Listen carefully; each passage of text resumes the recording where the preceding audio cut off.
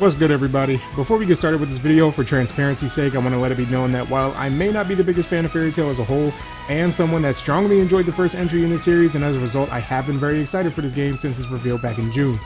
I had very little expectations going into the first Fairy Tail game, and it blew me away all the same, so let's see if Fairy Tail 2 lives up to the hype set by its predecessor. And special thanks to Koei Tecmo for providing me with a review copy. I love you, KT.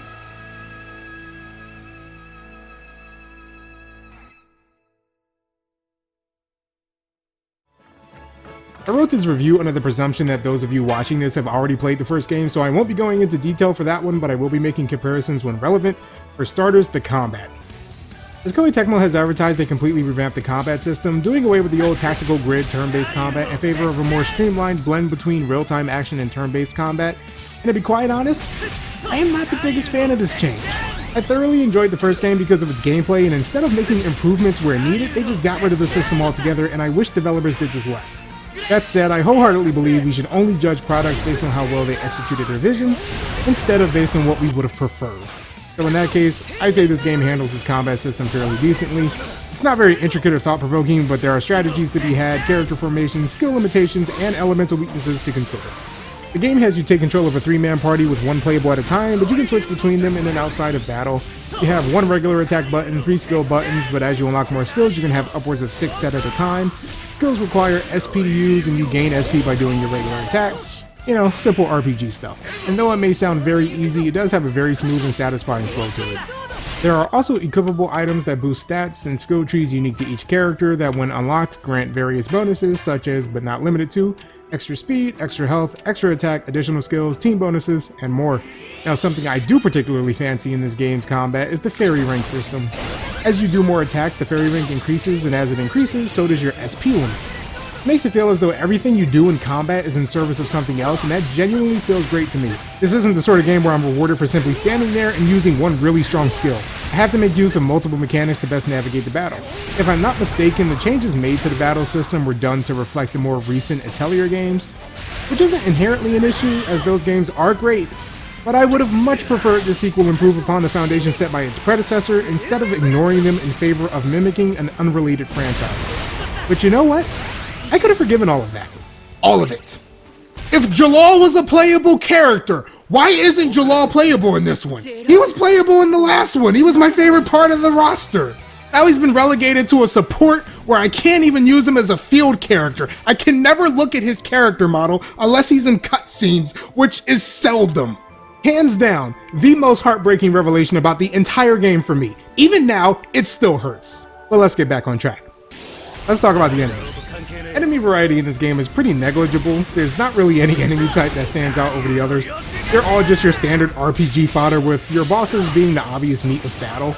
Enemies in this game have a gauge unique to them called the break gauge, and it essentially works like a super armor meter. Enemies take less damage with it full, and once you deplete it, they'll be dazed, which gives you more opportunities to deal damage. Some skills absolutely shred the break gauge, making it a little redundant, but every now and then you'll have a tanky enemy that pushes you to your limit as you try your hardest to lower this gauge before they do a fatal attack. Without spoiling, there are a good amount of bosses that have their own unique gimmick, but ultimately you handle every fight about the same? Use elemental advantages and deplete the break. It gets repetitive for sure, but I myself didn't really start to mind until around 15 hours into the game. That's when it kind of hit me and I started to feel like, oh, this is very samey, but I was having a lot of fun nonetheless.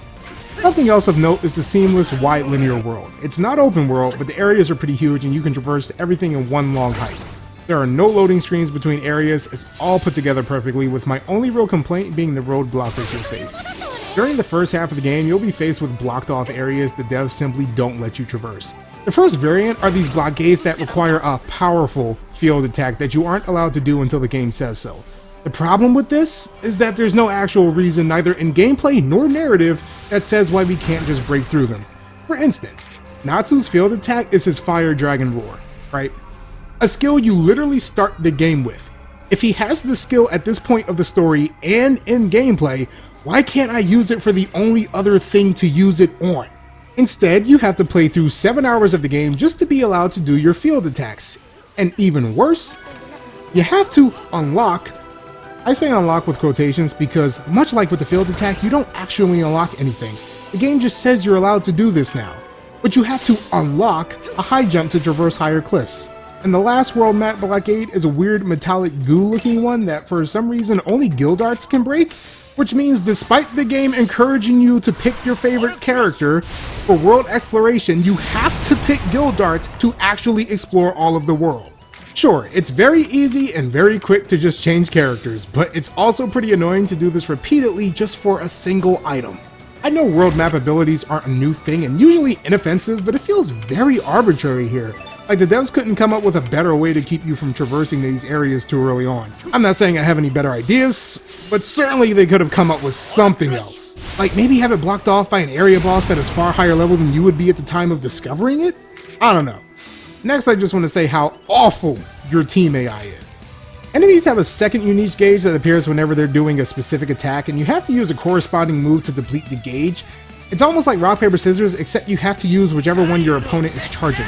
This is fine, but the problem is if you're a character whose attack types would be the equivalent to scissors, and your opponent shows you need rock, then your options are slim to none.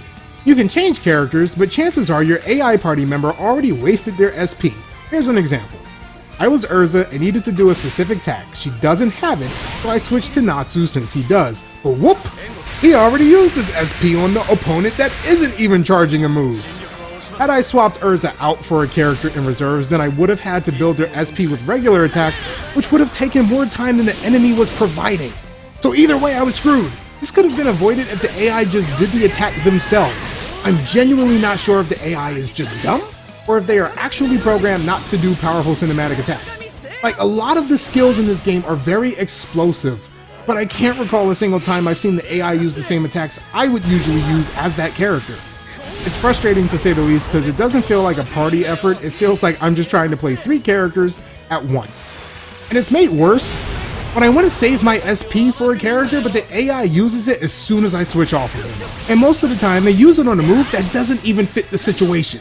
Now this next gripe is mostly a nitpick and pretty standard for these sort of games, but there are times in a story where characters will just leave the party. So for your playthrough, I highly recommend building up everyone you have equally. I spent most of my playthrough building up 𝐼𝐬𝐧𝐝 and Gray, so whenever the game would take one away, or even both, I was pretty much destined to lose. This isn't a legitimate criticism, just something that kinda irked me and I wanted to spare you all from the same headache. If you build up everyone equally, this won't be a problem at all, since every playable character is viable and useful in their own way. AI and boss issues aside, the gameplay is the best part of this game, as it should be, but it doesn't have much competition.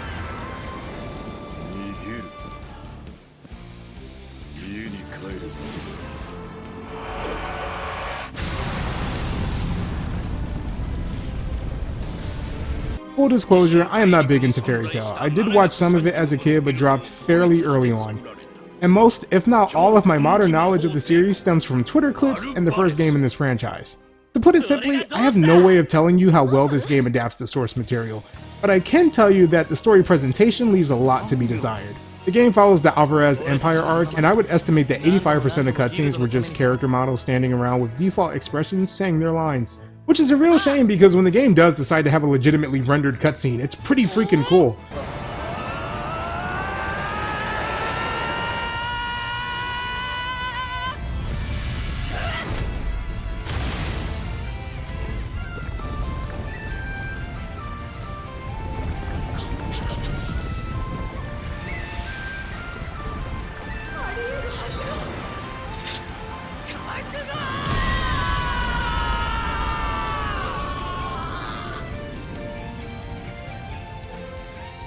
If memory serves me right, there were only about 5 of these, pretty upsetting. However, I do want to be fair and acknowledge that this is just how Gust handles their games. This same criticism can be applied to many 𝐴𝐼𝐼𝐴 games, for example, and those still have fantastic stories. It can also be applied to some of my favorite RPGs like Tales of the Abyss in the original Final Fantasy VII. So while it is objectively mediocre, it's not a deal breaker, not for me at least. I think my biggest issue with Fairy Tail 2's narrative is the fact that it's a faithful adaptation as far as I can tell. Every issue I've ever had with the Fairy Tail manga or anime applies to the writing of this game. For instance, every single time anything emotionally impactful happens, like a noble sacrifice or even the deliberate murder of a beloved character, it is always immediately undone by the next scene. You have no time to mourn for anything, because they will always be perfectly fine 3 dialogue boxes later. It's a little infuriating, but that's not the developer's fault. And I'm not even exaggerating. I don't want to spoil it for anyone who happens not to be caught up, but quite literally every single death in this game is a fake out. Even the side characters whose names you'll never remember. There are no exceptions until the final boss, and I'm not even convinced he's dead at this point.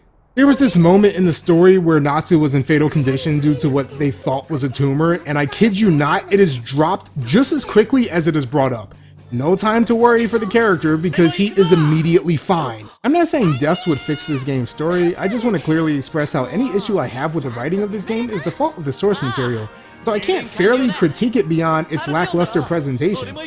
Aside from that, I have no way of knowing if this game takes liberties with the manga's story beats. It could skip things and I'll have no clue, so you can take my overall opinion on the matter with a grain of salt. There is also an original story made solely for this game, but unfortunately I wasn't able to beat it before getting this review out. But based on what I have experienced, it's not any worse than the rest of the game's story, but not better enough to elevate this game any higher as a whole. At the end of the day, this game's story was definitely made for Fairy Tail fans. If you like the source material, I imagine you'll like this as well.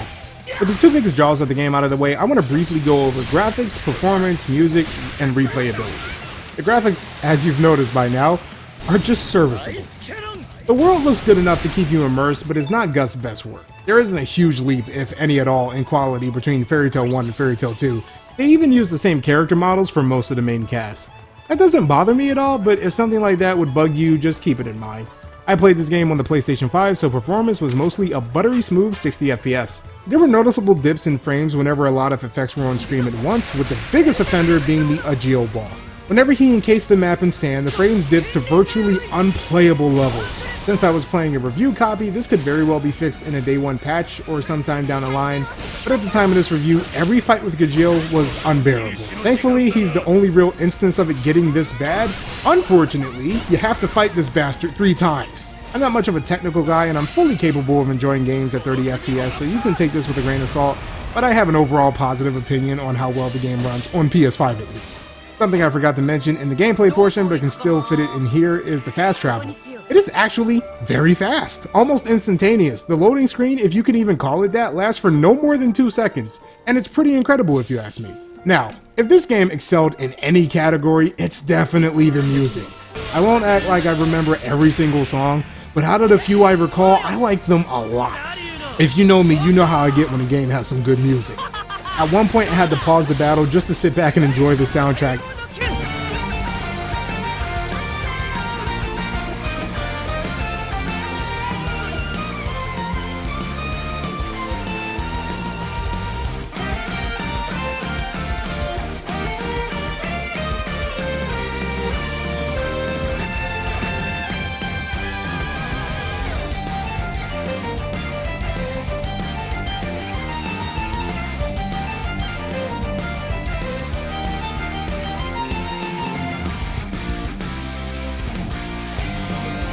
And for that alone, I would be willing to buy the Fairy Tail 2 Guild box. It comes with a CD, that's all I need. I would buy the whole thing just for that. And lastly, the game has many gameplay elements that incentivize additional playtime.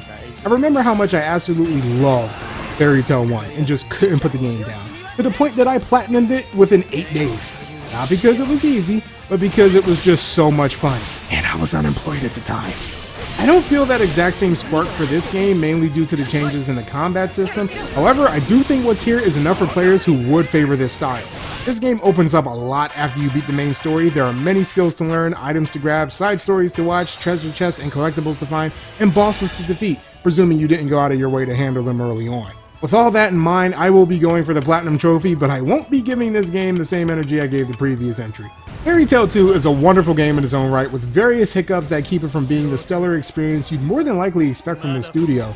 It's not the best of their work, I would even argue worse than the first game in a few areas, but an overall well put together game designed by Fairy Tail fans, for Fairy Tail fans. And for those of you like myself that aren't necessarily fans of Fairy Tail and are just looking for another RPG to fill the void until 𝐿𝐼𝐲𝐸 is finally in our hands, I still recommend this game to you. But it isn't something you'll need right away, just keep it on your radar.